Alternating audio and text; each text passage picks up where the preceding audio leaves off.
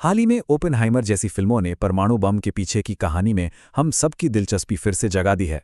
तो हमने सोचा क्यों ना आज इसके पीछे के असली विज्ञान को समझा जाए कि आखिर ये काम कैसे करता है। जब भी हम युद्ध की खबरें सुनते हैं तो परमाणु बम का जिक्र जरूर आता है और ये एक ऐसा शब्द है जो पूरी दुनिया में एक डर पैदा कर देता है। पर कभी सोचा है कि इतनी जबरदस्त, इतनी विनाशकारी शक्ति के पीछे का असल विज्ञान क्या है? चलिए आज इसी पहेली को सुलझाते हैं। तो इसकी शुरुआत होती है विज्ञान के एक बहुत ही बुनियादी सिद्धांत से, परमाणु का विभाजन। तो सबसे पहला और सबसे जरूरी सवाल, आखिर वो कौन सा एक वैज्ञानिक सिद्धांत है जो इस हथियार को इतना इतना ज्यादा शक्तिशाली बना देता है? इसका जवाब एक ही शब्द में है, न्यूक्लियर फिशन या नाभिकीय विखंडन। अब ये सुनने में थोड़ा मुश्किल लग सकता है, पर है बहुत सीधा सा। सोचिए, एक भारी तत्व है जैसे यूरेनियम 235।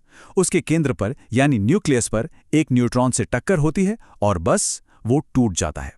और इसी टूटने में, इसी एक पल में छिपी है सारी की सारी शक्ति। लेकिन असली खेल तो अब शुरू होता है। इसे कहते हैं चेन रिएक्शन। देखिए, जब एक एटम का न्यूक्लियस टूटता है ना, तो वो अपने साथ और भी न्यूट्रॉन्स निकालता है। अब ये नए न्यूट्रॉन्स वो जाकर दूसरे न्यूक्लियस से टकराते हैं, फिर वो टूटते हैं और उनसे और न्यूट्रॉन निकलते हैं। और ये सिलसिला बिल्कुल डोमिनोज की तरह 1 से 2, 2 से 4, 4 से 8 इतनी तेजी से बढ़ता है कि बस पूछिए मत। यही वो चेन रिएक्शन है जो एक पलक झपकते ही उस भयानक विस्फोट को जन्म देती है। ठीक है, तो थ्योरी तो समझ आ गई, लेकिन इस थ्योरी को एक असली धमाके में कैसे बदला जाता है, चलिए अब ये समझते हैं।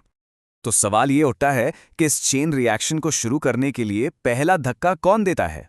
वो क्या चीज है जो इस पूरी विनाशकारी प्रक्रिया को चालू करती है? इसकी शुरुआत एक बहुत ही छोटी सी चीज से होती है, एक चिंगारी से। और वो चिंगारी है डेटोनेटर। ये एक छोटा सा इलेक्ट्रॉनिक डिवाइस है जो बम के अंदर जो पारंपरिक विस्फोटक होते हैं ना, पहले उन्हें ट्रिगर करता है और बस वहीं से उस तबाही की पूरी कहानी शुरू हो जाती है।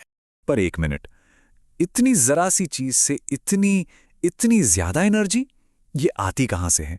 इसका जवाब छिपा है विज्ञान के शायद सबसे मशहूर समीकरण में, E=mc²। हाँ, एल्बर्ट आइंस्टीन का वही फेमस फॉर्मूला। ये हमें बस इतनी सी बात बताता है कि मैस यानी पदार्थ और एनर्जी यानी ऊर्जा असल में एक ही चीज के दो रूप हैं। न्यूक्लियर फिशन में होता यह है कि बहुत ही थोड़ा सा पदार्थ, इतना थोड़ा कि शायद एक सिक्के के वजन जितना, गायब हो जाता है और वो गायब हुआ पदार्थ एक जबरदस्त एनर्जी के धमाके में बदल जाता है। इतनी एनर्जी कि एक पूरा का पूरा शहर तबाह हो जाए। यही है उस शक्ति का असली राज। अब देखिए, ऐसा नहीं है कि जरा सा भी यूरेनियम ले लिया और धमाका हो जाएगा। नहीं, उस चेन रिएक्शन को चालू रखने के लिए एक न्यूनतम मात्रा की जरूरत होती है। बिल्कुल वैसे ही जैसे आग जलाने के लिए आपको कम से कम कुछ लकड़ियां तो चाहिए ही, है ना? विज्ञान की भाषा में इसी न्यूनतम मात्रा को क्रिटिकल मास कहते हैं। अगर पदार्थ इससे कम हुआ तो न्यूट्रॉन बस बाहर निकल जाएंगे, किसी से टकराएंगे नहीं और कोई धमाका नहीं होगा। तो हमने सिद्धांत समझ लिया, क्रिटिकल मास भी समझ लिया। अब बात करते हैं उस ईंधन की जो इस पूरी आग को भड़काता है, यानी यूरेनियम की। और इसे तैयार कैसे किया जाता है? पता है, जमीन से जो यूरेनियम निकलता है उसे सीधा बम में इस्तेमाल नहीं कर सकते। तो फिर सवाल यह है कि उससे हथियार बनाने के लिए तैयार कैसे किया जाता है? इसका जवाब इस चार्ट में छिपा है। देखिए, जो कुदरती यूरेनियम होता है उसमें काम का यूरेनियम 235 सिर्फ 0.7% होता है, बहुत ही कम। अब बिजली बनाने वाले न्यूक्लियर रिएक्टर के लिए इसे बढ़ाकर 3 से 5% तक ले जाना पड़ता है, लेकिन एक हथियार बनाने के लिए इसे 90% से भी ज्यादा कॉन्सेंट्रेट करना पड़ता है। सोचिए कितना बड़ा फर्क है। और इस प्रोसेस को कहते हैं एनरिचमेंट यानी संवर्धन। ये बहुत ही पेचीदा काम है। इसमें पहले तो यूरेनियम को एक गैस में बदला जाता है और फिर U-35 और U-38 आइसोटोप के वजन में जो बहुत ही मामूली सा फर्क होता है, उसी का फायदा उठाकर उन्हें अलग किया जाता है। ये सुनने में जितना आसान लग रहा है, करने में उतना ही मुश्किल और बेतहाशा महंगा है। चलिए अब विज्ञान से हटकर कुछ प्रैक्टिकल सवालों पर आते हैं, जैसे कि ये हथियार कितने सेफ होते हैं और इनकी उम्र कितनी होती है। ये सवाल अक्सर लोगों के मन में आता है। क्या परमाणु बम की भी कोई एक्सपायरी डेट होती है? क्या ये भी समय के साथ खराब हो जाते हैं?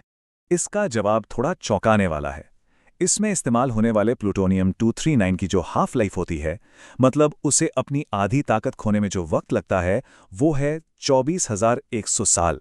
जी हाँ, ये हमारी पूरी इंसानी सभ्यता के इतिहास से भी कहीं ज्यादा लंबा वक्त है।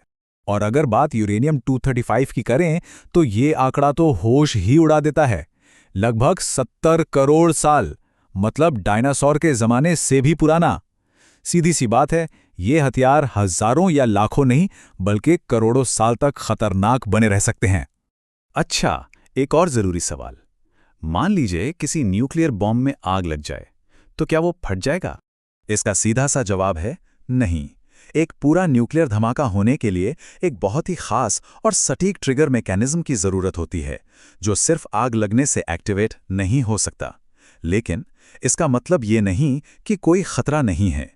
आग लगने से बम फट तो नहीं सकता, पर उससे रेडियो एक्टिव मटीरियल जरूर फैल सकता है, जो अपने आप में एक बहुत बड़ी तबाही होगी। इसीलिए इनकी सुरक्षा के इंतजाम भी बहुत सख्त होते हैं। तो हमने इसके पीछे का सारा विज्ञान तो समझ लिया, पर अब इसे एक बड़े दायरे में इंसानियत के नजरिए से देखना भी जरूरी है।